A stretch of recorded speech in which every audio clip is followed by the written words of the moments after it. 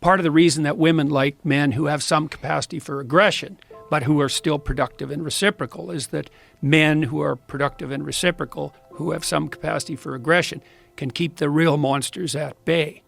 So it's hard on women, because they have to navigate that really thin line between productive generosity and the capacity for aggression. That's a really tough thing to navigate. That's basically the story of Beauty and the Beast, the Disney movie, right? Because Gaston is a narcissistic psychopath.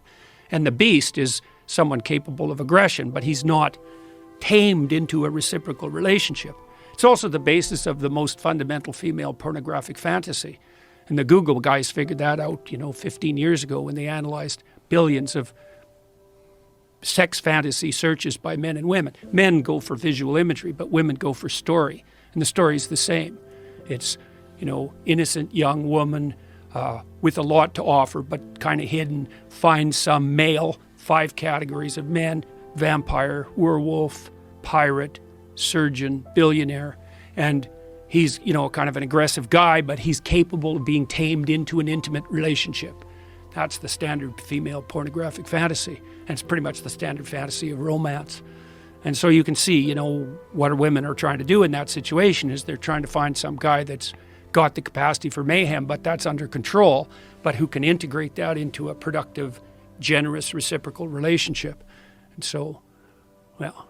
It's fascinating because the capacity for violence and the capacity for aggression is one of the things that's been actively muted in our male population. Yeah, well, there's a bunch of reasons for that, and some of them turn into positive feedback loops, like there's sort of self-fulfilling prophecies. So there's a lot of women out there who've never had a positive relationship with any male in their life, right? And maybe not only not a positive relationship, but really a series of pretty negative relationships. And so women like that are very leery of any expression of male ability of any sort, because they can't distinguish productive competence from arbitrary power.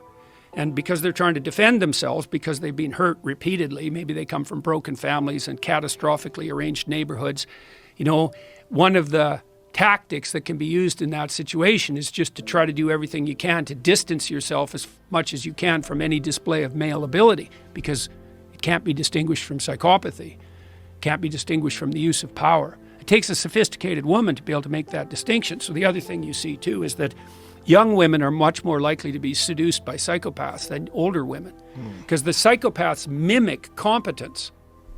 That's what a narcissist does too. They're confident, and women read confidence as a marker of competence, and that's reasonable, but that opens up it opens up a space for exploitation, because if you can mimic confidence, that's false confidence, narcissistic false confidence, then you look competent, and that works particularly well on naive young women. And of course they get exploited by people like that, and they think, well, that's what men are like. Right. Yeah. Then women like that, they have boys, and then they're afraid of the boys whenever they express anything looking like masculine competence, and they basically emasculate the boys, and then the boys get bitter, and then they mistreat women, and the whole bloody thing just spirals out of control.